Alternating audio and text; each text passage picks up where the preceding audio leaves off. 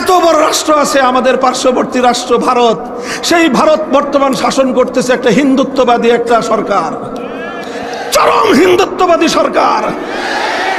সেই হিন্দুত্ববাদী সরকারের প্রধান নরেন্দ্র মোদী, অমিত শাহ এবং তাদের যে বিজেপি যে দল, তাদেরকে আমরা ওপেন চ্যালেঞ্জ করলাম, আনো মোদী কি বলছে সেটা জানতে চাই না, তোমার ধর্মগ্রন্থ কি বলে রেফারেন্স দাও, তোমার গীতার রেফারেন্সে তুমি কথা আনো যে 2025 সালের আমার দেশের লাগবে না বেটা, তোর দেশেরটাই দে।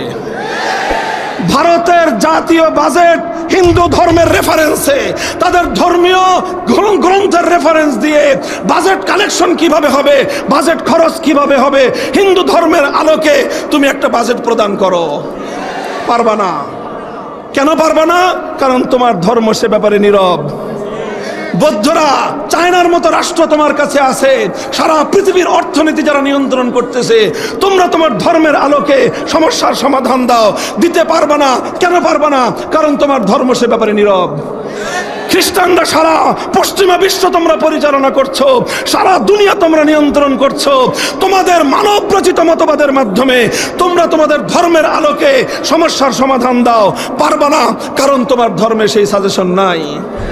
ইহুদিরা কুটো চাল চালতে পারবা, মুসলমানদের বাইতুল মুকদ্দাস দখল করতে পারবা, সারা পৃথিবীর মানুষের পকেট কেটে অর্থনীতি নিয়ে তোমরা তোমাদের জন্য সেই কালো টাকার পাহাড় গড়তে পারবা, চুরি করতে পারবা, মুসলমানদের সারা পৃথিবীর জনগণের সম্পদ নিয়ে নিজেদের জন্য স্তূপাকৃত করতে পারবা। ধর্মের আলোকে 21 শতাব্দীর আন্তর্জাতিক বাজেট তো দূরের কথা, একটা রাষ্ট্রের জাতীয় বাজেট তোমরা দিতে পারবা না। এর চরম দৃষ্টান্ত হলো এই, আজকের পৃথিবীর সারা দুনিয়া জুড়ে অর্থনৈতিক লেনদেনের জন্য, অর্থনৈতিক কার্যক্রম পরিচালনার জন্য একটা অনিবার্য অনুষঙ্গ হয়ে দাঁড়িয়েছে ব্যাংকিং সিস্টেম। বলেন বলেন, সারা দুনিয়ার সারা পৃথিবীর যত অর্থনৈতিক ট্রানজ্যাকশন এই সব চলছে ব্যাংকিং সেক্টরের মাধ্যমে। এখন তো তারা বলতেছে যে আগামীর দিনে ক্যাশলেস সোসাইটি হবে সারা পৃথিবী জুড়ে। এই ক্যাশলেস সোসাইটি বলেন, যেভাবেই বলেন, সব কিছুর চ্যানেলটা হলো ব্যাংকিং চ্যানেল। এই ব্যাংকিং চ্যানেলের মাধ্যমে সারা দুনিয়ার 700 কোটি মানুষ কিন্তু এই চ্যানেলের সঙ্গে কোনো না কোনোভাবে জড়িত। বলেন কথা ঠিক না বেঠিক? এই যে ব্যাংকিং সিস্টেমটা সারা দুনিয়ায় পরিচালিত হচ্ছে এবং ব্যাংকিং সিস্টেমটা আজকের পৃথিবীর অর্থনৈতিক কার্যক্রমের একটা অনিবার্য পরিবহন হিসেবে, বাহন হিসেবে ব্যবহৃত হচ্ছে। এই ব্যাংকিং সেক্টরটা নিয়ে যদি আমি আপনাদের সামনে দৃষ্টান্ত দেই, শুধু আমার এই বাংলাদেশে সরকার অনুমোদিত ইসলামিক ব্যাংক আছে 9টা। কয়টা? ফুল ইসলামিক ব্যাংক, একেবারে টপ টু বটম যে ব্যাংকগুলো ইসলামকে অনুসরণ করবে বলে তারা প্রতিশ্রুতি দিয়েছে। বাকি কতটুকু তারা অনুসরণ করে সেটা তাদের ইমানদারির বিষয়, সেই জায়গায় আমি আলোচনা করতে চাই না। 9টা ব্যাংক রয়েছে ফুল ইসলামিক ব্যাংক, আর এছাড়া আরও প্রায় 5-7টা ব্যাংক রয়েছে যারা পূর্ণাঙ্গ ইসলামিক ব্যাংকিং করে না, তবে তাদের ইসলামিক ব্রাঞ্চ রয়েছে, ইসলামিক ব্যাংকিংয়ের উইন্ডো রয়েছে, অর্থাৎ তারাও ইসলামিক ব্যাংকিং আংশিক করে। এবং বাংলাদেশ ব্যাংক, যেটা আমাদের সেন্ট্রাল ব্যাংক, সেই সেন্ট্রাল ব্যাংকের বিরাট একটা এখন পার্ট করে দেওয়া হয়েছে ইসলামিক ব্যাংকিংয়ের জন্য। অর্থাৎ সেই জায়গাটাকে সরকার ঘোষণা দিয়েছে যে বাংলাদেশ ব্যাংকের এই জায়গাটা সুদমুক্ত থাকবে এবং তারা শুধুমাত্র ইসলামিক ব্যাংকগুলো নিয়ে ডিল করবে। মোহতারাম হাজিরিন, শুধু এটা আমার বাংলাদেশ নয়, সারা পৃথিবী জুড়ে ওয়েস্টার্ন ওয়ার্ল্ড, পশ্চিমা বিশ্ব, ইউরোপ, আমেরিকা সহ পৃথিবীর এমন দেশ খুঁজে পাওয়া কঠিন যেখানে ইসলামিক ব্যাংকিং নাই। ইসলামিক ব্যাংকিং মানে কি? ইসলামিক ব্যাংকিং এর মূল কথা হলো এমন ব্যাংকিং যেই ব্যাংকিং সেক্টরটা পরিচালিত হবে আল কোরআন এবং নবীর সুন্নাহর নীতিমালা অনুযায়ী। আচ্ছা, মুসলমানরা যেরকম সারা পৃথিবীর বাসীর জন্য ইসলামিক ব্যাংক উপহার দিল, ইসলামিক ব্যাংকে শুধুমাত্র মুসলমানরাই অ্যাকাউন্ট খুলে? আরে ভাই কথা বলেন না কেন? মিনমিনান আপনারা, সাতক্ষীরার মানুষ কথা বলেন। ইসলামিক ব্যাংকগুলোকে শুধুমাত্র মুসলমানরাই অ্যাকাউন্ট খুলে? হিন্দুদের অ্যাকাউন্ট নাই, খ্রিস্টানদের অ্যাকাউন্ট নাই, বৌদ্ধদের অ্যাকাউন্ট নাই, তাহলে ইসলামিক ব্যাংকগুলো ইসলামিক ব্যাংকিং এর মাধ্যমে কোরআন সুন্নাহর নীতিমালা অনুযায়ী সব ধর্মাবলম্বীদেরকে ব্যাংকিং সেবা দিচ্ছে।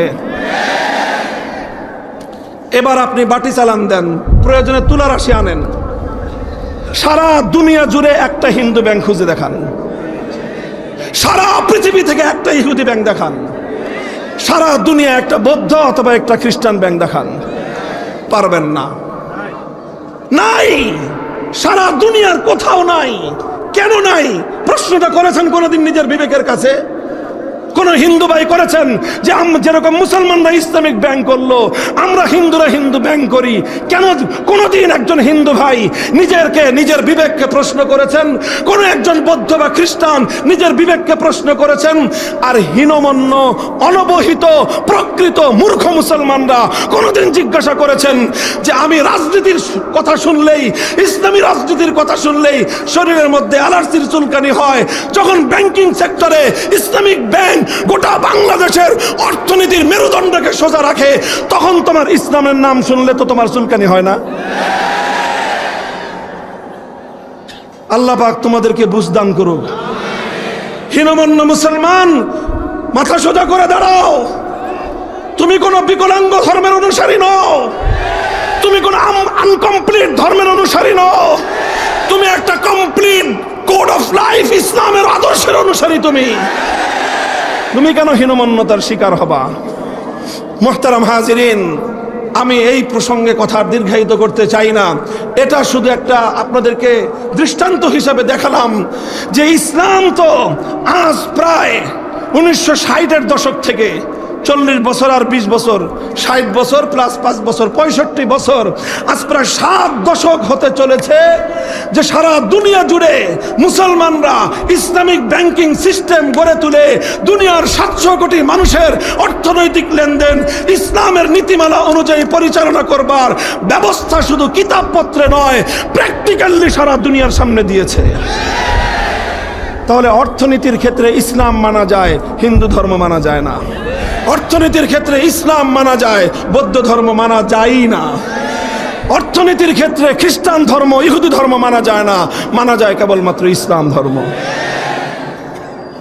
মুহতারাম হাজিরিন, কথাটা এই জায়গায়, তুমি যদি ইসলামিক রাষ্ট্র ব্যবস্থার কথা শুনলে তোমার এতটাই অ্যালার্জির চুলকানি হয়, তোমার যদি এতটাই গাত্রদাহ হয়, তাহলে তুমি কথাটা কেন বুঝো না যে ইসলামই পারে একমাত্র মানব জীবনের সব সমস্যার সমাধান দিতে। ইসলাম পারে মানুষের অর্থনৈতিক সমস্যার সমাধান দিতে। শুধু মুসলমানের নয়, জাতি ধর্ম নির্বিশেষে একটা নাস্তিক, এমনকি মুরতাদ যে আল্লাহকে স্বীকার করে না, ওই বেটারও অর্থনৈতিক সুরক্ষা একমাত্র ইসলাম প্রদান করতে পারে, আর কেউ পারে না। অন্য কোনো ধর্মে এই কথাগুলো নাই। না থাকার কারণ হলো ওই ধর্মগুলোকে এটাকে কমপ্লিট কোড অফ লাইফ হিসেবে দুনিয়াতে পাঠানো হয় নাই। দেখেন, এটা একটা কথা গেল। কাজেই আপনি যখনই অর্থনীতির সেক্টরে আসবেন, আচ্ছা বলেন তো, অর্থনীতির সেক্টর বাদ দিলে রাষ্ট্রের থাকেটা কি? আর সারা দুনিয়ার রাজনীতি যারা করে আপনি খোঁজ নিয়ে দেখেন, আমেরিকা থেকে নিয়ে শুরু করে বাংলাদেশ পর্যন্ত রাজনীতি নিয়ন্ত্রণ করে কারা জানেন? অর্থনীতিবিদরা।